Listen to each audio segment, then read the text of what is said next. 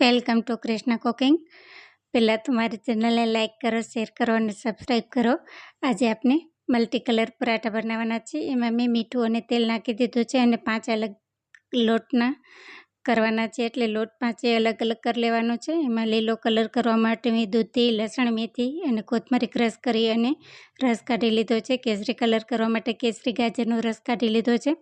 બીટને ખાલી ખમણીને એમનેમ જ ક્રશ કરી લીધું છે અને પીળા માટે હળદર પાવડર જ ખાલી નાખ્યો છે અને સફેદમાં તો મીઠું છે જ બધામાં, એટલે આ રીતના બધા 5 કલરના લુવા બાંધી અને તૈયાર કરી લીધા છે।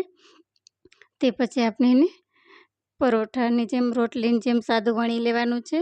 તો લોટી મૂકી દીધી છે। લોટી મૂકી દીધા પછી આપણે રોટલીની જેમ પરોઠા વણવા માટે પહેલાં મેં સફેદ લુવો લીધો છે, તે પછી ગ્રીન લીધો છે, તે પછી યલો, તે પછી આપણે બીટનું જે હતું એ લીધો છે અને તે પછી ઓરેન્જ કલરનો લીધો છે, વણી લીધો છે અને માખણથી મેં આ રીતના કર્યા છે તૈયાર। માખણથી તમારે તેલથી અને ઘીથી ગમે તેનાથી કરી શકો છો। આ રીતના શેકી લેવાના છે, માખણ હારે મેં શેક્યા છે।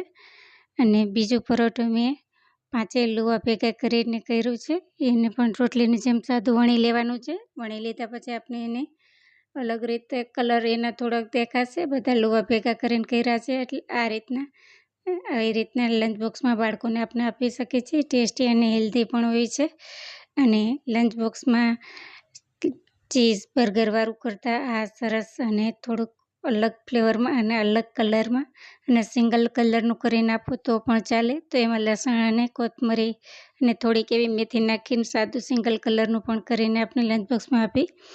આ રીતના ગરમા ગરમ મસાલા ચાય સાથે મસ્ત પરાઠા આપણા તૈયાર છે।